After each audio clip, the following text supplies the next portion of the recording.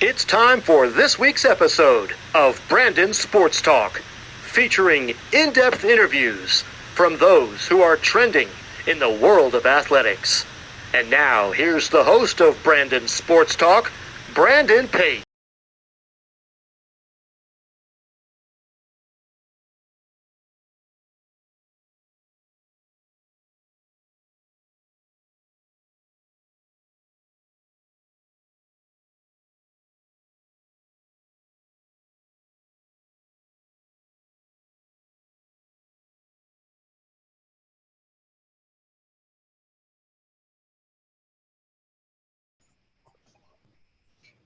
Welcome back to Brandon Sports Talk. In today's episode, I have the privilege to interview the USA track and field professional player, Anna Kunz. How are you doing today? I'm good. How are you? I'm doing good. Can you talk about how you knew that you wanted to get into professional playing of track and field? Yeah, I think I've always pictured myself professionally, whether it was soccer or track and field. For the majority of my life, it was definitely soccer. I almost went pro after finishing at Texas A&M, but kind of switched gears to track and field for this first time in my life and fell in love with the sport all over again. When I qualified for the Rio Olympic trials, it kind of opened my eyes to potential that was there that I didn't really realize. And it really just pushed me to pursue it further after college and try to see if I could make a career out of the sport. Of course, during your time at Texas A&M, what was it like being a dual athlete of obviously soccer and track and field?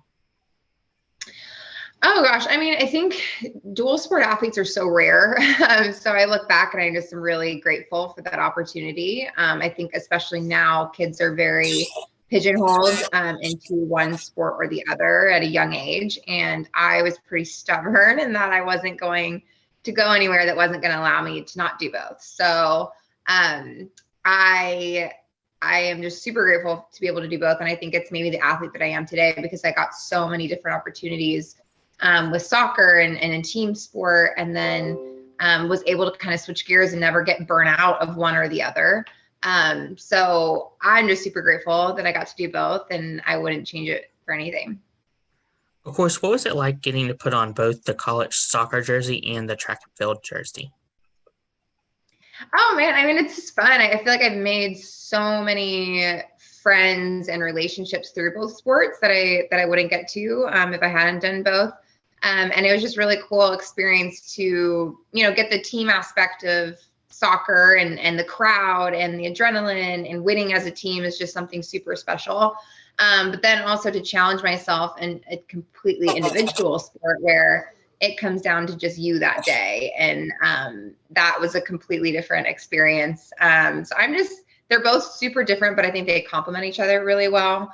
So I'm just really grateful I was able to wear both jerseys at a university like Texas A&M.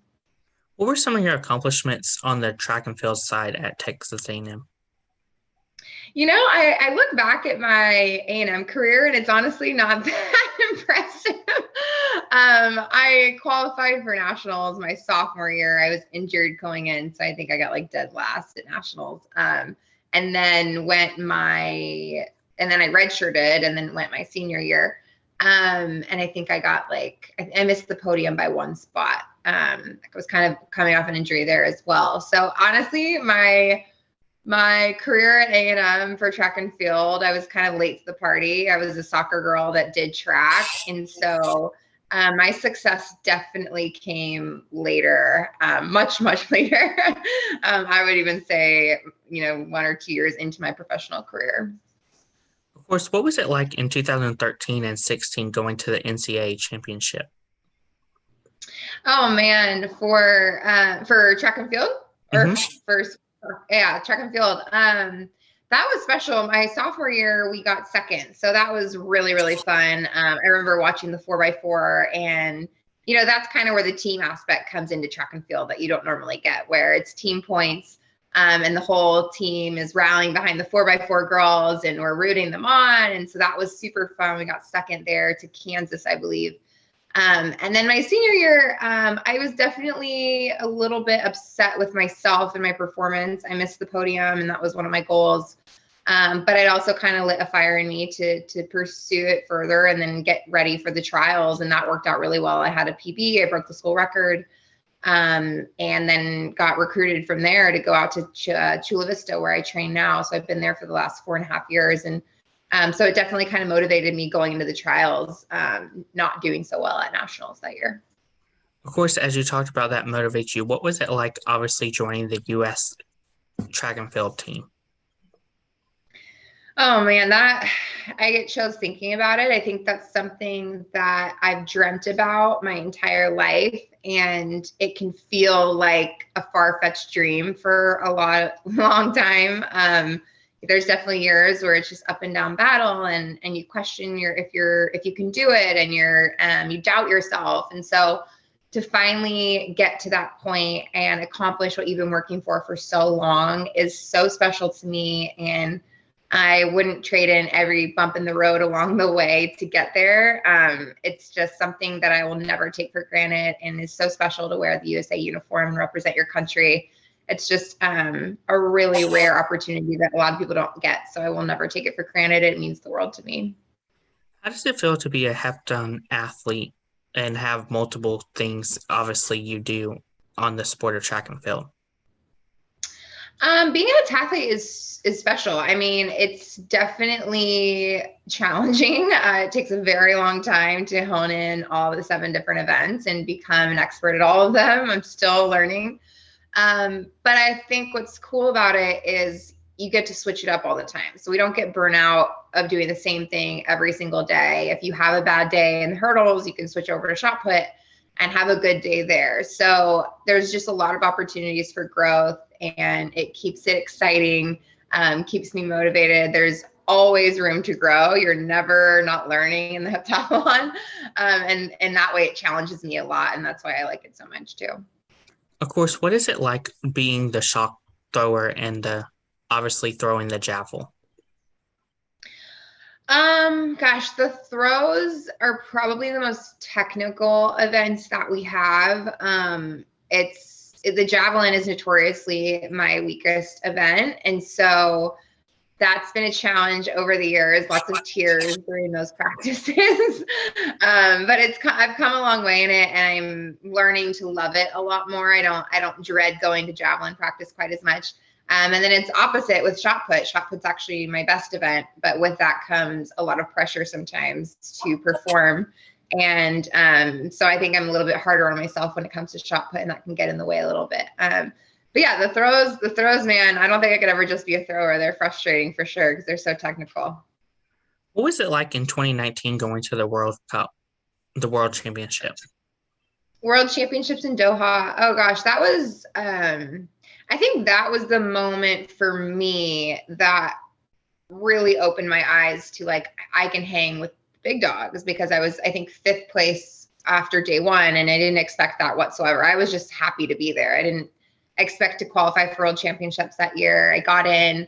I ended up doing pretty well. My day one was really good. My day two, not so much. But I think it just opened my eyes and really motivated me going into 2020, because I kind of just saw that I can compete with the top people in the world, and I didn't really have that belief in myself prior to that.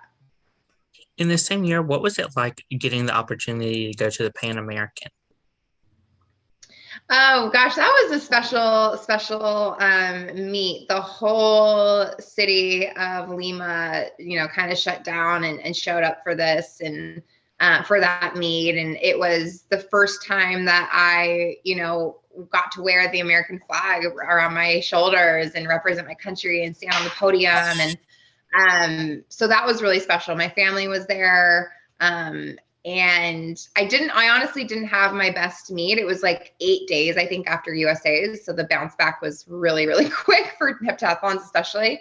But just the experience alone and being able to make the podium was really special, and a moment I won't forget for sure. Of course, what was that moment like of standing on the podium with your hands spread out with the flag and obviously waiting for your silver medal? Pretty surreal. I think that was kind of when I started hitting my groove. At USA's that week prior, I had a big PB. So I think those are kind of the moments where I just started to get the confidence that I was seeking for so long. I had a couple of down years that I really questioned if I was made out to do this and if I could make the Olympic team. And I think having moments like that really motivated me to work harder, and it gave me that confidence that I was needing to believe in myself and push it further and continue to work my butt off. Of course, after the Pan American Games, what was going through your head to get you prepared for the Olympics? Oh, you mean World Championships? Because that was in 2019. We had a good amount of time coming off of Peru. I think we had like almost 2 months to get ready for Doha in 2019. So I think honestly, rest was first coming off of Peru because we had USA's and Peru so close together. So resting and then really just working off of what I had accomplished in those 2 meets and just kind of fine tuning things, getting ready for World Championships. And then trying to not allow, making my first worlds get the best of me. I really tried to just embrace it and have fun and just kind of be present and enjoy the experience. And I think that's why I did so well that first day. What was it like, obviously, in 2020 when you got to obviously be on the Olympic team and go to, obviously, the Olympics? Oh gosh, I've dreamt about it my whole life. So it was a little bit bittersweet because of COVID and we weren't allowed to have our family members there and the people that have been, supporting me and behind me every step of the way for this 5-year journey trying to make this team. But to be able to go to Tokyo and embrace being an Olympian for the first time, I think it still hasn't fully set in. It's just been a dream of mine for so long. So it was just a dream come true to be able to make the team and go to Tokyo and represent the US. How was it like whenever you first got your jersey in the mail and you saw the rings on it?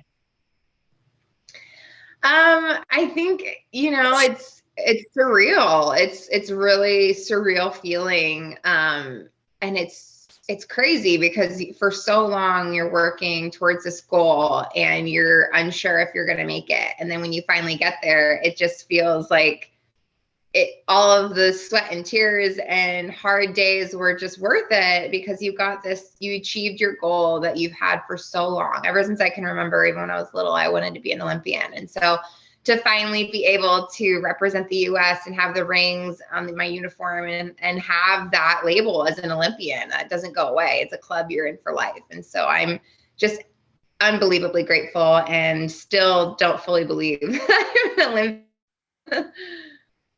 Of course, as you talked about, obviously being in that club, what is it like, obviously, having Olympian behind your last name and everybody knowing, obviously, you're now an Olympian? I try to not make that define me. Like, I don't want to be known as, the Olympian Annie. I'm known as Annie, but it's a part of me that's really special. And I think I just want people to hopefully look at me and I would like to be a role model for younger girls and show them that, hard work and dedication and sacrifice is worth it at the end of the day to achieve your goals. And I hope seeing that Olympian label will kind of inspire those to do so. Of course, leading into the Olympics, what was the preparation going into this previous Olympics? Oh man, the preparation started like 4 years ago. It's been, I think when you get to that point, it's all there. The hay is in the barn. There's nothing new that you're going to learn. There's nothing new that you can implement to, jump ahead. It's really there. And so it's really just being present in that experience and executing what you've been working on for 4 or 5 plus years. So, really, it was just fine tuning everything that we had been working on and embracing the experience, having fun with it, and not allowing the pressure to kind of get to you. What was it like, obviously, standing on the podium and receiving your gold medal?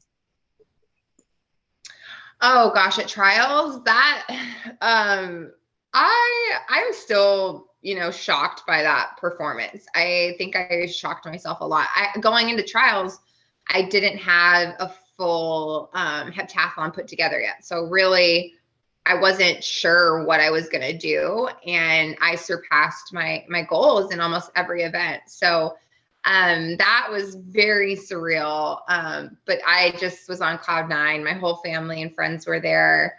I felt my Aunt Robbie had passed away. I knew she was with me the whole time, and how proud she would have been. And it was a moment I still get chills thinking about and will never forget. And I'm just super grateful that I was able to put something together and show what I could do. Of course, what was the typical game day like in the village?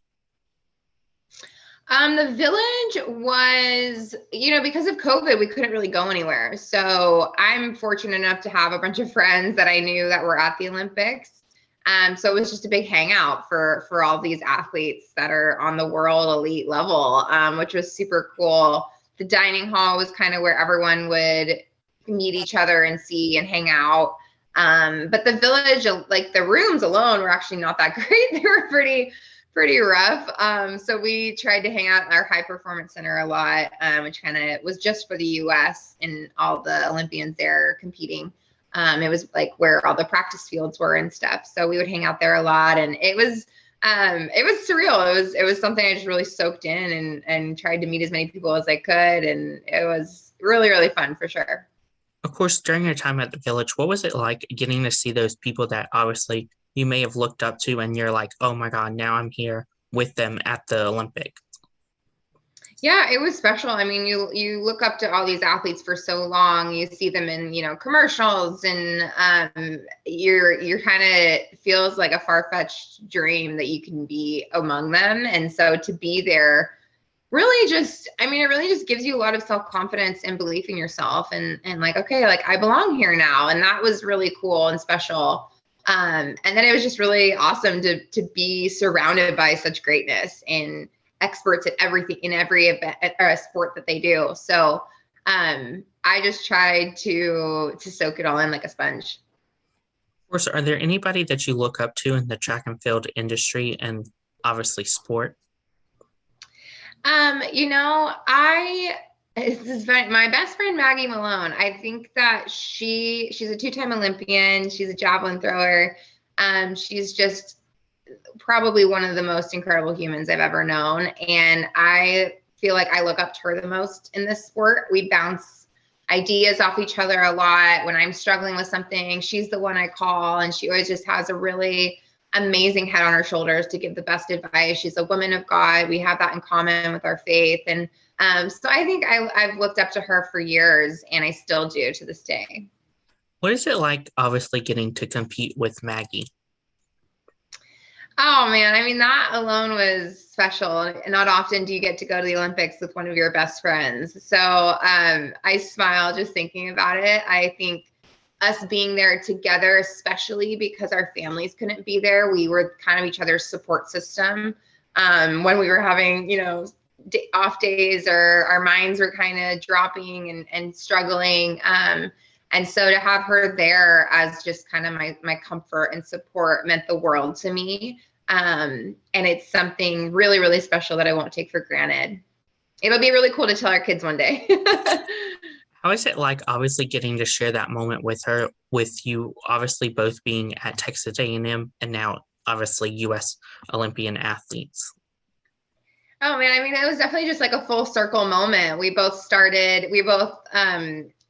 Maggie transferred to A&M. I was a soccer player, so I feel like they had similar paths where, javelin wasn't her first event for years either. And I was a soccer player that transitioned to track. And then we were roommates in college and had a lot of fun out in College Station. And then so to kind of be here now almost 30 and still working towards those goals that we started back so many years ago. And to have the whole Aggie network behind us every step of the way was really cool, and just makes you grateful from where we come from, to have that network and to still be trucking along and trying to chase these dreams of ours. That's so amazing. Of course, what are some of your future plans in the industry of track and field? Well, after Tokyo, I wasn't sure if I was going to continue. I I think after trials and then how I did in Tokyo, it kind of lit a fire in me that I didn't expect. I thought I was going to be ready to kind of retire and move on with my life. And it was pretty much the opposite. I got more motivated than I think I've ever been to continue on in this sport and make a career out of it. And my plan is to continue on through Paris. So we have world championships indoors in March. Outdoors are in July this year. And then we'll do Worlds next year. And then the following year after that will be the Olympics. Of course, as you talked about, obviously getting prepared for Paris, what is it like, obviously, getting prepared for Paris and going to Paris, obviously, to compete? I think it's different now. I feel like I have a new sense of what works for me. I know that last year's training program and my nutrition and everything works. So I'm glad I have that kind of foundation going into the next 3 years. I also feel like there's just a lot of room for growth and a lot of events that I'm really excited to dedicate my time to. And I feel like I finally have some financial support, which has been lacking in the last few years, to allow me to do so. So I'm just really excited to hit the ground running and try to make a run for Paris. Of course, what is it going to be like when you get to Paris, and obviously, hopefully, your family by then can obviously come due to COVID? I mean, it means the world to me. I think that's also kind of where my motivation comes in, where we didn't get the full Olympic experience going to Tokyo. We couldn't be there very long. Our family and friends couldn't be there. There were no fans. So that definitely lost a lot of the luster that you look forward to going to the Olympics. So that's another goal of mine, is just to have my family there and watch me compete in the Olympics, especially in Paris. It'll be an amazing host. And I'm just super hopeful that I'll be able to make that team. What advice would you give future college track and field players looking to play? Oh man, I would say patience. Patience is key in track and field, and it can become really frustrating even in those months or years where you feel defeated or like you are losing that belief in yourself. I would just say behave your way to success. Eat right, discipline yourself, make those sacrifices, because it'll all be worth it in the long run. What advice would you give those Olympians that are looking to go to the Olympics for the first time like you did, or if you're going multiple times? It takes a lot. It's a huge sacrifice. It looks really glamorous at the end of the day when you're in Tokyo and you see all these athletes competing, but it's a grind and a struggle. And the people that, persevere and have that grit to get through those moments are the ones that are going to achieve those goals. And so I would just say stick with it and be patient, and good things will happen. That's great advice. Where can my listeners find you at on social media? My Instagram is Annie_Kunz7, and then my Twitter is just Annie_Kunz. And those are my main. Oh, and then my TikTok is Annie Kunz 6703. Thank you again, Annie Kunz, for your interview, and best of luck in your future. Thank you so much, Brandon. You can find Brandon Sports Talk on Facebook at Brandon Sports Talk, Instagram at Brandon Sports Talk, Twitter at Talk_Brandon, and you can find me on YouTube at Brandon Sports Talk. Don't forget to like, comment, and subscribe. Thank you again, Annie Kunz, for your interview, and best of luck in your future preparing for Paris. Thank you. You've been watching Brandon Sports Talk. Please feel free to like, share, and subscribe to Brandon Sports Talk on social media and on YouTube.